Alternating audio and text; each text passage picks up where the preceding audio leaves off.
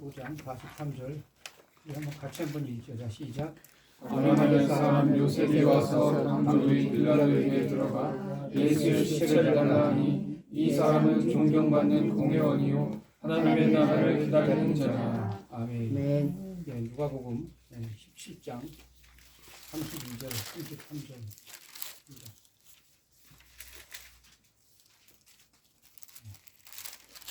같이 한번 읽겠습니다. 자, 시작. 누구의 철을 기억하라. 무릇 자기 목숨을 보존하고자 하는 자는 잃을 것이요 잃는 자는 살리리라. 아멘. 아멘. 기도하겠습니다. 하나님 감사합니다.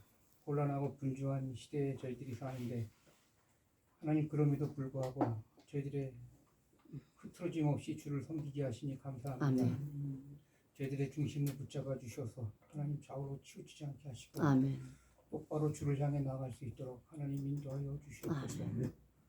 하나님 늘 말씀 붙들고 살게 하시고 오늘 또 주시는 말씀을 하나님 친히 말씀하여 주시고 이 말씀을 우리의 생명의 말씀인 줄 알고 살게 하시옵소서. 아멘.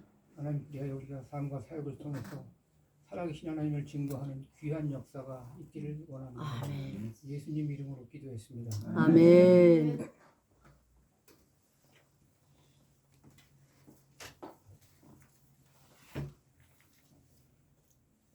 예, 오후 예배를 얼마 만에 드리는지 모르겠습니다.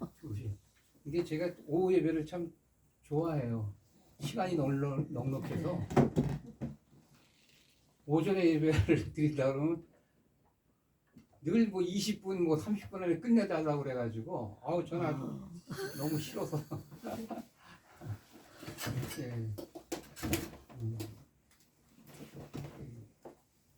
누가복음 22장 35절에 보면 예수님께서 제자들에게 그렇게 말씀하십니다.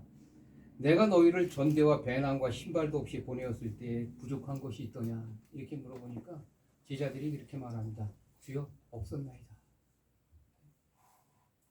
복음을 전하러 가는데 전대도 뭐 신발도 배낭도 아무것도 없이 그러니까 맨 몸만 보냈다는 얘기죠. 뭐 갈아입을 옷도 없이 뭐 하루 이틀 갔다 오질 않았을 거 아닙니까? 그런데 부족한 것이 있더냐 이렇게 물어보십니다. 부족한 것이 있더냐 예수님께서 부족한 것을 이 없으리라고 알고 보내셨다는 얘기죠. 너희들이 돌아다닐 때 내가 다 채울 것이라고 하는 예수님께서 작정하심이 있으셨다는 얘기입니다. 그러니까 그냥 보내시는 거예요. 근데 제자들이 그냥 갔거든요. 근데 정말 없었나이다. 주여 없었나이다. 저희가 이제 태국 간지 이제 17년 때 되는데 이 말씀이 저에게 주실 말씀입니다. 내가 너희를 화성교회도 없이 보냈는데 부족한 것이 있더냐? 없었나이다. 주여 없었나이다. 제가 2005년도에 태국에 가서 2012년도에 6년 이제 그 태국인 교회를 섬기다가 나와서 이제 2012년도에 그 태국에 이제 80% 지역에 교회가 없으니까요. 그 교회가 없는 지역을 대상으로 조금 복음을 전하겠다 생각을 하고 그 태국 순회선교센터 간판을 걸었습니다. 오늘 좀 길어도 되나요? 예. 갑자기 표정이 안 좋아지시네. 갑자기 표정이 어두워지시네.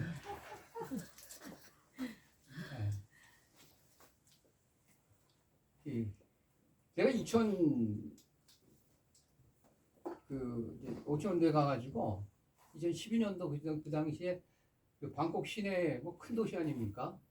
대학생들한테도 이렇게 복음을 이렇게 전해보면 제가 좀 깜짝 놀랐어요. 젊은 대학생들인데 지금 우리 이제 이상익 같이 이제 이상익 청년 같이 이렇게 예수가 누구냐고 물어보는 거죠. 한 번도 들어본 일이 없다는 거예요. 제가 좀 충격을 받았습니다. 요즘 같은 세상에 아니 컴퓨터 자판 몇 개 두드리면 세상 소식을 다 아는데 아니 어떻게 모를 수가 있지? 안 믿는 건 좋다 이거예요. 안 믿을 수는 있어. 그런데 어떻게 몰라? 이게 저한테 충격이었습니다. 어떻게 한 번도 못 들어봤지? 이 젊은 청년이. 제가 충격이었습니다. 그래서 그 당시에 뭐 지금도 그렇습니다만 뭐 복음화율이 한 0.5% 6,700만 인구 중에 0.5%만 35만 명 되잖아요. 그중 35명 인구가 예, 우린 남한 땅 뭐 한 5배 되는 땅이 흩어져 사니까 그게 제 마음의 충격이었죠. 그래? 안 믿는 건 저 사람들 잘못일지도 모르지만 한 번도 들어보지 못했다고 하면 이건 전하는 사람들 잘못 아닌가? 한 번이라도 듣기는 해야 되지 않겠는가? 그래서 제가 그 80년도 그 80% 지역에 교회가 없다 그러니까 그 당시 이제 통계 면 단위에 그래서 제가 그럼 한 번이라도 좀 듣게 하자. 그러면 선교사가 뭐 저로 끝날 게 아니니까 내 다음에 오는 사람은 그래도 한 번이라도 들었다는 사람 만나지 않겠는가. 그럼 좀 복음 전하기 좀 수월하겠지. 이렇게 생각을 했습니다. 그래서 한 번이라도 좀 듣게 하자. 그래서 그때 저희 집에 그 순회 선교센터 간판을 걸고 이제 그 80% 지역에 이제 교회가 없는 지역들을 이제 대상으로 이제 사역을 하자 이렇게 했습니다. 왜냐면 막 직전에 태국의 복음이 0.5%밖에 안 된다는데 이렇게 말씀드리 죄송합니다만 아닐 수도 있어요. 오해하지 마시고요. 선교사님들이 너무 열심히 안 하는 것 같은 거예요. 저도 마찬가지고 0.5%면 선교사들이 죽을 둥 살 둥 뛰어다녀야 될 것 같은데 안 그러는 것 같은 거예요. 제가 몇 년 있어 보니까 저도 그렇고 제가 그런 거 여기 굳이 있어야 되나 태국에 굳이 있어야 되나 한국으로 다시 갈까 막 고민을 좀 하다가 아까 제가 말씀드린 전도하면서 그런 일을 당한 거예요. 그래서 제가 그래 그럼 이왕 왔으니까 1년이라도 좀 죽었다 생각하고 좀 나중에 후회 없이 한번 사역을 하고 하자 이렇게 작정을 했습니다. 그래서 교회가 없는 지역을 대상으로 좀 복음을 전하자. 그래서 그 당시 그 사역을 시작하면서 저희가 하나님 앞에 그렇게 기도했습니다. 하나님, 제가 교회가 없는 지역에 갈 텐데 하나님, 교회가 없는 지역에 교회를 세울 수 있으면 좀 세울 수 있도록 해주십시오. 그럼 제가 3가지를 말씀을 드렸어요. 하나는 사역자가 있는 곳에 한 사람이라도 사역자가 있는 곳에, 2번째는 성도들이 한 사람이라도 좀 있는 곳에, 3번째로는 이제 그 교회 지으려고 열심히 준비하고 있지만 누가 도와주지 않아서 못 하고 있는데 이런 데를 이제 저희가 하자 이렇게 마음에 작정을 했었습니다. 왜냐하면 그때 그 당시 이제 치앙마이 뭐 그 치앙라이 이런 이제 매홍선 이런 북쪽으로 교회가 많다는 지역을 이제 이렇게 다녀보니까 한국 교회에서 몇 주년 기념으로 세워놓고 문 딱 닫아놓은 교회를 제가 한두 번 본 게 아니에요. 그게 제가 너무 마음이 아팠죠. 저도 왜냐면 저도 태국에 처음 갔을 때 저희 교단 목사님 교회로부터 그런 제의를 많이 받았거든요.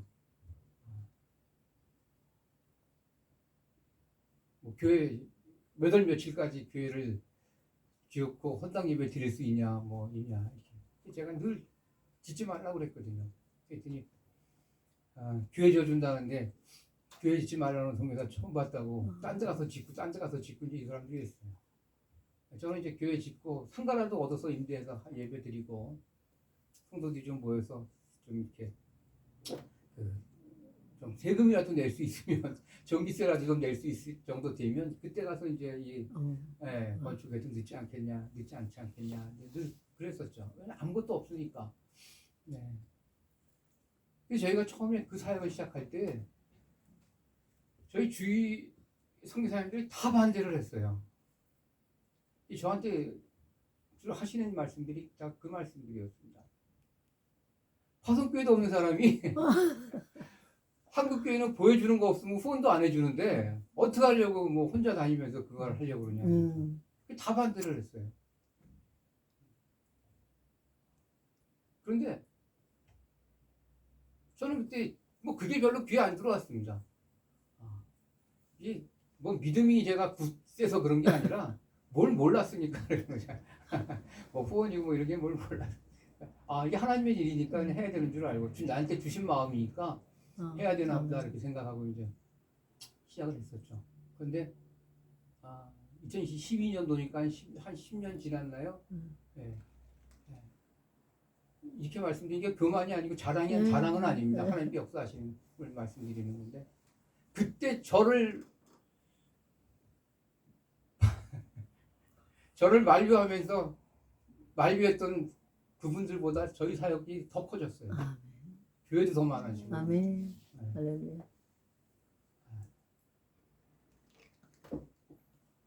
하나님의 일은 하나님이 하시는 겁니다. 아멘. 아멘. 2005년도에 저희가 태국 처음 갈 때 하나님께 저에게 주신 말씀이 시편 118편 17편 말씀이었습니다. 내가 죽지 않고 살아서 여호와의 하시는 일을 선포하리로다. 아멘. 아멘. 뭐 사역을 잘하고 잘못하고 이건 뭐 걱정하고 뭐 이럴 겨를이 없었습니다. 뭐 아무것도 없이 갔으니까 뭐 그건 뭐 생각할 여유도 없었고요. 오로지 이 말씀을 주실 때 제가 하나님이 나를 보내셨으니까 내가 태국 땅에서 살아만 있으면 하나님이 뭐라도 하시지 않겠는가. 아멘. 죽지 않고 살아만 있으면 하나님이 무엇인가라도 나를 통해서 하시지 않겠는가. 여러분 엘리야 선지자가 열왕기상 18장 36절에 보면은요, 바알 선지자, 아세라 선지자 850명을 놓고 불이 내려오기를 기도하잖아요. 그런데 이 엘리야가요, 하나님 앞에 불 내려달라고 기도하지 않습니다.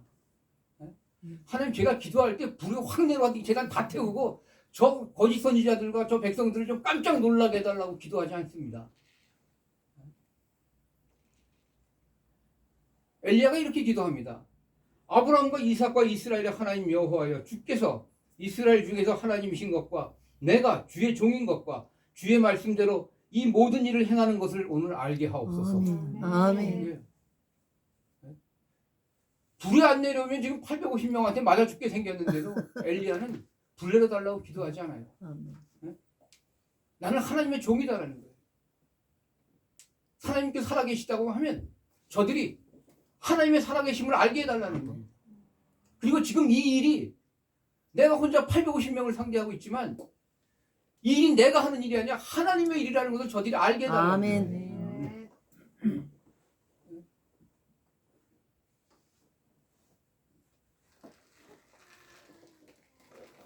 제게 그런 마음을 주셨습니다. 내가 하나님의 종으로 태국 땅에 왔는데, 그러면 하나님의 종이면 아까 엘리야 선지자의 기도처럼 내가 하는 일이 하나님의 일인 것을 알아야 될 거 아니에요, 저 사람들이. 네? 그렇지 않습니까? 아멘. 그리고 내가 하나님의 종이라는 것을 저들이 알아야 될 거 아니에요.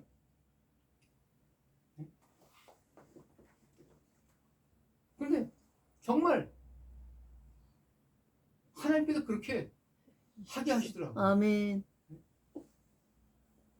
정말 뭐 보여주는 거 없으면 후원도 안 해준다고 다 반대했는데 2012년도 그 해부터 우리는 교회를 건축했어요. 화성교회도 없는 간 사람이 어떻게 교회를 건축하겠습니까? 그런데 하나님이 하게 하시더라고요. 저희가 교회를 지금, 제가 재작년에 코로나 뭐 이때 장기하게 올 때 태국에서 하나님 앞에 그렇게 기도했어요. 이건 매달려갖고 막 통성으로 뭐 기도, 주여 막 이러고 기도한 게 아니라 그냥 저 혼자 하나님 생각하면서 그랬어요. 하나님, 제가 웃으면서 그냥 하나님, 또 웃어야 또 잘 들어주실 거예요. 하나님, 제가 지금 태국에 8개 교회를 건축했는데 하나님, 그래도 8개보다는 10개가 낫지 않을까요? 말하기도 좋고 듣기도 좋고, 하나님 뜻이 있으시면 아주 좀 2개 더 채워서 10개를 좀 하게 해주십시오 라고 그냥 이렇게 말씀드렸어요.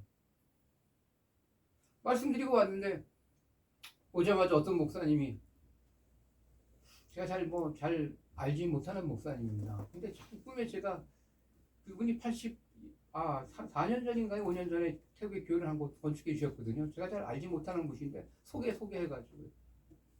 근데 그분이 저한테 전화를 하셔갖고 만나자고 그랬어요. 꿈에 자꾸 제가 보이더래요. 제 사역하는 게 보이고. 그렇다고 저를 보자마자 손을 붙들고 보고 싶었다고 막 이러셔요. 오래 이제 은퇴하셨는데 교회를 한 곳 태국에 또 건축하고 싶다고 김성교사 했는데, 그분이 뭐 아는 선교사가 없어. 당신네 교회 파송 선교사도 널렸어요. 그래서 작년에 제가 교회를 한 곳 건축했습니다. 근데 작년에 또 집사님 한 분이 또 약속을 해주시는 거예요. 제가 잘 모르는 집사님이에요. 다른 교회 집사님, 남의 교회 집사님이에요. 저한테 약속 10개 됐잖아요. 아멘 주여. 작년에 하나 하고 올해 왔는데 그 집사님이 또 작정을 해주셨어요. 지금 올해 저희가 이번 달에 가면 또 하나 이제 건축을 해야 되는데, 제가 뭐 이 교회 건축 때문에 그걸 말씀드리려고 그런 게 아니라, 저희가 이 교회를 건축하는 동안에 교회 건축을 하면서 한 번도 건축비 때문에 한국 교회에 모금을 해보거나 누구한테 재정 부탁을 해보지 않았습니다. 이건 뭐 건축비뿐만이 아니라 저희가 사역에 17년 동안 사역에 들어가는 모든 재정을 다 고 누구한테 부탁해보지 않았어요. 한국에 와서도 누구 모금해보지 않았습니다. 제가 오죽하면 저희 집사람한테 작년인가 지난주에 그런 얘기를 했어요. 여보, 어떻게 선교사가 17년을 선교지에 있으면서 한 번도 손 안 벌리고 사역을 할 수 있을까? 여보, 나 참 대단한 것 같아. 제가 그랬어요. 건축비 때문에 한 번도 누구한테 모금하고 부탁해보지 않았습니다. 그래서 건축비를 다 쌓아놓고 이렇게 교회를 건축하면 3개인가 밖에 안 돼요. 나머지는 다 하다 보면 건축할 때가 나와서 시작하면 때 되면 자재비 줄 때 되면 뭐 갑자기 여기서 연락 오고, 다 제가 잘 모르는 분들 아니에요.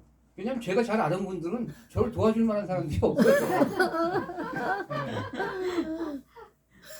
뭐 인건비 줄 때 되면 갑자기 연락 오고, 어떤 경우는 성교사님 작년에 뭐 금요기도회 때 저기 교회에 오셨을 때 제가 뭐 그 자리에 있었습니다.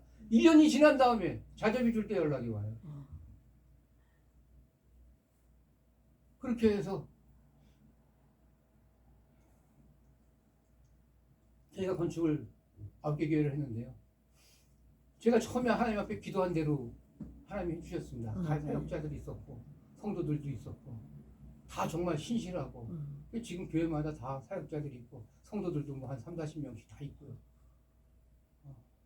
제가 왜 손을 벌리지 않았냐면, 제가 저희 사역자들한테 그랬습니다. 교회 하나 짓고 우리가 말 것 같으면 어디 가서 사정을 해서라도 못 짓겠냐. 근데 우리 사명이 교회 하나 짓는 게 우리 사명이 아니니까요. 하나님의 성전을 지으면서 사람한테 부탁하고 싶지 않았습니다. 하나님의 성전을 짓는데 하나님이 알아서 하시겠죠. 아멘. 제가 주의 종인데, 이게 하나님의 일인데 사람한테 부탁하고 다니면은 하나님이 기뻐하실까요? 저는 오히려 기분 나빠하실 것 같았어요. 아니, 종이 돈 얻으러 다니는데 기뻐할 주인이 어디 있어요? 하나님의 영광을 드린다는 게 저는 다른 거라고 생각하지 않습니다. 사람에게 구하지 않는 거예요. 아멘. 아멘.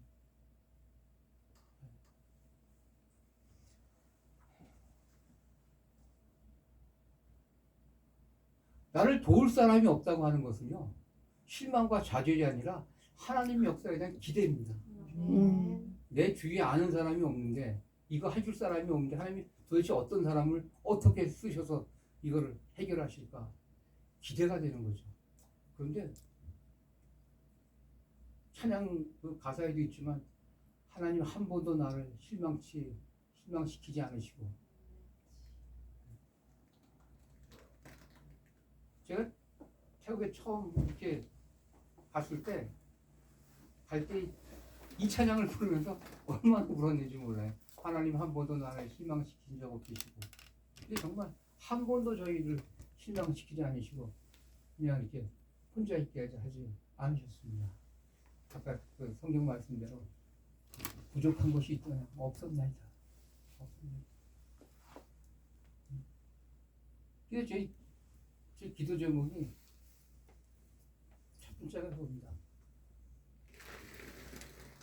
하나님과 사람 앞에 부끄럽지 않도록, 부끄럽지 않은 삶과 우리 사역이 되고, 두 번째가 하나님의 일을 하나님의 사람들과 함께 할 수 있도록. 이것이 정말 하나님의 일이라고 하면 아무하고나 하면 안 되잖아요. 하나님의 일이니까 저는 아무하고나 하고 싶지 않았습니다. 그래서 하나님의 일을 하나님의 보내시는 하나님의 사람들과 함께 할 수 있게 해주십시오. 그러기 위해서 제게 어떤 탐욕과 부정의 마음이 없어야 됩니다. 제가 사람 따라다니면서 사역하지 않게 해주십시오. 제가 저희 그 태국 사역자들한테 늘 그렇게 말합니다. 다른 건 욕심 부리지 마라. 욕심 부리지 마라. 하나님의 일이라도 욕심 부리지 마라. 하나님의 계획이 있으시니까. 저희가 그 작년에 교회를 건축하고 할 때 저희 사역자가 제 옆에 와가지고 눈물이 글썽해갖고 저한테 그렇게 얘기를 해요. 목사님, 선교사님이랑 같이 사역을 하면서 하나님의 일은 하나님께서 하신다고 하는 믿음이 생겼습니다. 그 믿음이 자기 안에 생기게 해주셔서 감사합니다. 아멘. 여러분 현지 사역자가 그 믿음 생겼으면 됐잖아요. 아멘. 그래서 제가 마음속으로 했습니다. 아 이제 됐구나. 이제 그래도 좀 됐구나. 제가 늘 생각했던 게 그거거든요. 선교사가 필요 없는 사역지. 선교사가 없어도 되는 사역지. 이제는 선교사가 차라리 없는 게 나은 사역지. 이제 귀찮으니까 좀 그만 오라고 그냥 얘기하는 사역지. 그래서 늘 기다리는 거예요. 오늘 저희 사역자가 저한테 그래요. 선교사님은 왜 다른 사람들처럼 왜 와서 이래라 저래라 얘기를 안 하냐고 그래요. 제가 그랬습니다. 나는 할 말이 없어서 안 하는 줄 아냐? 어? 나도 할 말 많어. 기다리는 거야. 네가 좀 잘못해야 틀린 줄 알지. 어? 내가 이렇게 해라 저렇게 해서 하면 일은 잘 됐고 빨리 될지 모르지. 그렇지만 그거 끝난 다음에 너희는 어떻게 할 거야? 너희는 어떻게 할 거야? 틀려도 괜찮아. 제가 보니까 그 교회 처음 건축하고 그랬어요. 교회 문 닫아도 괜찮다. 문 닫아도 괜찮다. 네가 하나님 앞에 부끄럽지 않은 사역, 하고 싶은 사역 열심히 해라. 문 닫아도 괜찮아. 이거 뭐 건물 하나 없으면 어떠냐. 그래서 코로나 때문에 뭐 다들 어렵다고 그러지만 저희 별로 걱정하지 않았습니다. 코로나 때문에 뭐 교회가 어렵다고 후원을 못한다는 교회도 몇 군데 있었어요. 근데 걱정하지 않았습니다. 정말이에요. 어려운 거는 당신네들 사정이고 하나님께서 내게 보내시는 건 변함이 없을 것이다. 아멘. 내가 하는 하나님의 일이 변함이 없으니까. 아멘. 하나님께 내게 시키시는 일이 변함이 없으니까 그렇다고 하면 그것에 필요한 모든 것들도 다 하나님이 변함이 없게 하시리라. 아멘. 저희는 오히려 코로나 이거 시작되면서요 더 늘어났어요. 더 늘어났어요. 17년 동안 사역하면서요 뭐 교회 제가 아까 교회 얘기하려고 그런 게 아니라 저한테 가장 큰 사역은 제 자신이었습니다. 내가 얼마나 하나님의 앞에 바로 서 있을 것인가. 아멘. 내가 하나님의 온전한 종이라고 하면 하나님께서 나를 통해 하실 것도 변함이 없으실 것이다. 아멘.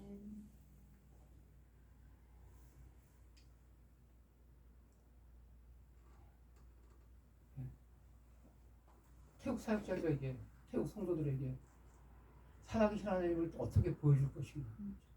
네? 내가 하나님의 종이라는 것을 어떻게 보여줄 것인가. 제가 작년에 그 건축한 프롬본 교회 얘기를 좀 할게요.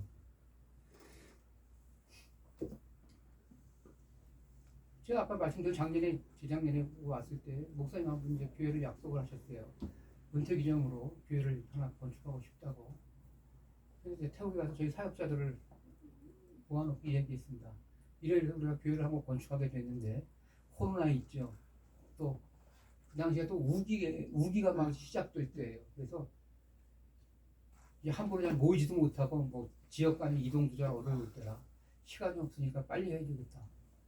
어디 교회 건축할 만한 데가 있으면 얘기해라. 저희 사역자가 홍대 한 군데 한 사람이 있다는 거예요. 어디냐 그랬더니 이게 좀 한국에서 그 외국인 사역하시는 분들한테 좀 좋은 도전이 됐으면 좋겠어요. 네, 좀 이게 좀 알려져서 좀 좋은 도전이 됐으면 좋겠는데 그 푼텐이라고 이름이 텐이고 남편은 텐이고 부인은 사이룡인데 한국 남편이 모태 신앙인이에요. 그래서 한국에 와가지고 13년 동안을 일하면서 돈을 모아가지고 그 자기 고향에 마침 또 폐차분이 자기 고향이에요. 우리 폐차분이 땅을 사놓고 교회를 건축하기를 기도하는 사람이 있다는 거예요. 여러분 생각해 보세요. 남의 나라 와서 13년을 일했는데 그 돈이 얼마나 귀하겠어요. 네? 근데 그거를 자기 먹고 사는 데 쓰지 않고 하나님의 성전을 짓겠다고 땅을 사놓고 기도하고 있다는 거예요. 제가 그 말만 듣고서도 마음에 감동이 됐어요.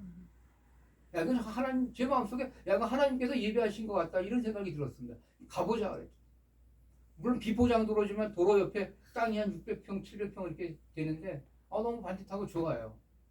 사람들을 만나보니까 너무 좋아요. 근데 저희가 그런 곳에 건축하는 건 처음이었거든요. 그런 상황에서. 왜냐하면 이 사람들이 신학도 안 했죠. 성도들이 지금 하나도 없죠. 저희도 처음이어서 좀 더 기도해야겠습니다. 근데 너무 마음이 움직였어요. 그래서 여기다 하자. 그 목사님하고 전화해서 이렇게 돼서 지금 지을 수가 교회를 건축하게 됐으니까 여기다 하겠습니다. 성교사님이 알아서 하십시오. 4월 달에 기공 예배를 드리고 5월 초에 그 건축을 시작했습니다. 건축을 시작하면서 제 마음속에 이런 상황에서 우리 건축하기 처음인데 하나님 저 사람들이 아직 신학을 안 했는데 그게 좀 마음의 걱정이었어요. 또 하나는 이 사람들이 평신도니까 자기 마을에서 이렇게 노점같이 냉채 장사 같은 걸 이렇게 하고 있었어요. 그래서 저걸 좀 이제 사역을 하면 그만둬야 될 텐데 어떻게 해야 되나. 생업이니까. 이 두 가지가 좀 제 기도 제목이었습니다.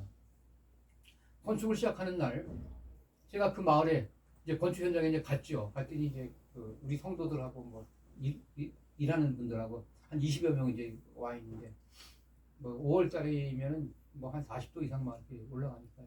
제가 동네 마을에 이제 구멍가게를 찾아서 뭐 시원한 음료수, 또 간식이라도 좀 사다 주려고 갔습니다. 그랬더니 가게 갔더니 어떤 아저씨가 이제 이렇게 옛날 거 우리나라 구멍가게랑 똑같아요. 이렇게 틈마루 같은데 이렇게 담요 덮고 이러고 앉아 계셔요. 그래서 제가 옆에 앉아가지고 다 골라놓고 옆에 앉았습니다. 이게 얼마냐고 이제 그랬더니 그 아저씨가 저한테 물어봐요. 누군데 여기 와서 이런 걸 이렇게 많이 사냐는 거죠. 외국 사람 같은데 이 시골에 뭐하러 왔냐 이런 얘기입니다. 왜 와서 이런 걸 사냐 이런 얘기죠. 그래서 제가 아저씨 제가 한국 선교사인데 지금 저쪽에 교회를 건축하고 있습니다. 이 건축이 이렇게 얘기를 하고 제가 이 건축 끝나면 우리 교회 좀 나오십시오라고 얘기하려고 그러는데 이 아저씨가 갑자기 제 손을 잡더니요. 할렐루야 이러시는 거예요.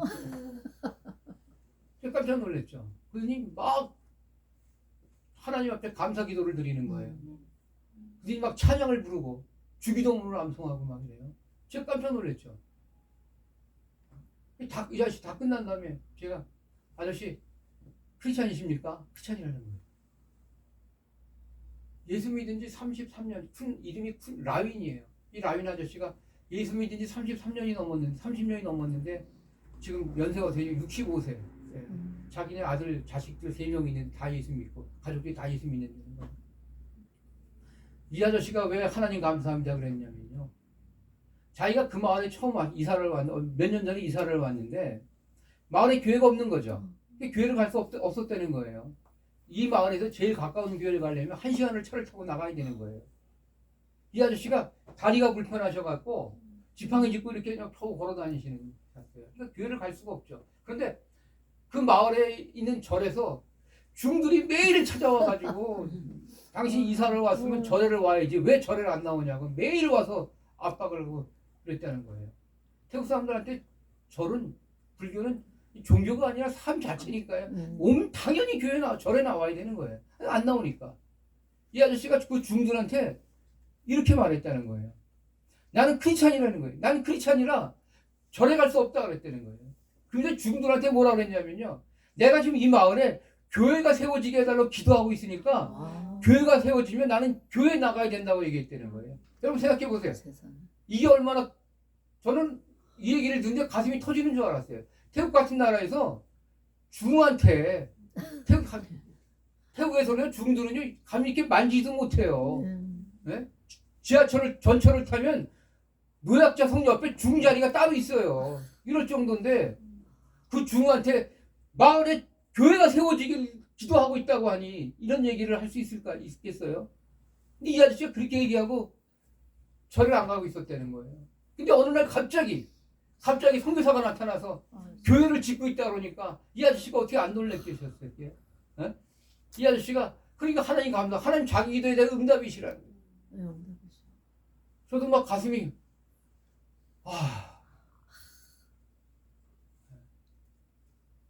갈 때마다 이제 아저씨 그 음료수도 하고 뭐 과자도 음료수 빵도 사고 같이 교제하면서 자기가 불편하시니까 같이 또 건강하면서 같이 기도도 하고.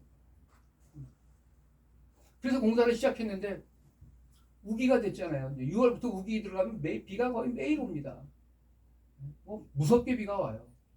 시간은 없는데 마음은 급한데 비가 와서 건축에 차질이 생길까 봐 하나님께 기도했어요. 하나님 비 좀 안 오게 해주셔서 건축에 좀 차질 없게 해주십시오. 그런데요, 그 주변에 있는 인근 마을에 다 비가 와가지고 다리가 떠내려갈 정도로 비가 오는데 이 교회 건축하는 이 마을만 비가 안 오는 어머, 거예요. 세상에. 마을 사람들이 자기네들끼리요. 저 교회에서 교회 짓는다고 비 안 오게 해달라고 기도해서 그렇다고. 이 길 옆에 있으니까 사람들이 지나가다 수시로 들어와서 이제 막 보고 이래요. 와갖고 저에게 하는 소리가 공사 끝나면 다시 비 오게 기도해달라.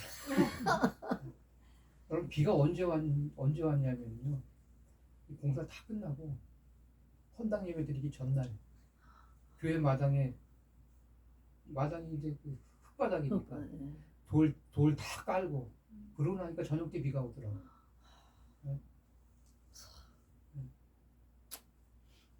이 코로나 기간 동안에 태국도 굉장히 심했습니다. 지역 간의 이동을 함부로 못했어요. 방콕에서 다른 지역을 못 갔습니다. 중간에 그 태국은 고속도로 그 땅이 이렇게 넓은데도요. 고속도로는 방콕에서 한 1시간 정도 나오는 고거리밖에 고속도로가 없어요. 나머지는 다 그냥 국도예요. 그러니까 그 경찰들이 그 도로 막고 검문하기가 좋죠. 방콕에서 다른 지역을 가면 중간에 길을 다 막고 검사하고 다 돌려보내고 그랬습니다. 코로나 때문에. 그럼 무조건 가면 다 14일 격리를 시키고 다 그랬어요. 근데 저는 매주 가야 되잖아요. 공사하니까. 교회를 짓고 공사하고 있으니까. 저는 한 번도 검문을 안 당했어요. 저는 외국인이고 제 차도 번호판이 방콕 번호판인데 한 번도 한 2번 문 열라고 창문 내리라고 이렇게 보더니 그냥 가래요. 방콕에 있는 선교사님들이 저보고 지금 지방을 그렇게 다니셔도 괜찮냐고 저보고 그럴 정도로. 그래서 코로나 이게 확진자가 나오면 그냥 다 올스톱 되는 거예요. 기도를 안 할 수가 없죠. 하나님 저희 인부들이나 우리 성도들 중에 확진자 안 나오게 해주십시오. 공사 차질 없게 해주십시오. 이거 중단되면 언제 끝날지 모릅니다. 근데요, 이 자꾸 이렇게 얘기하면 또 제가 꾸며서 얘기하는 것 같아서 주위 마을에 다 확진자가 나오는데요. 이 마을만 확진자가 안 나오는 거예요.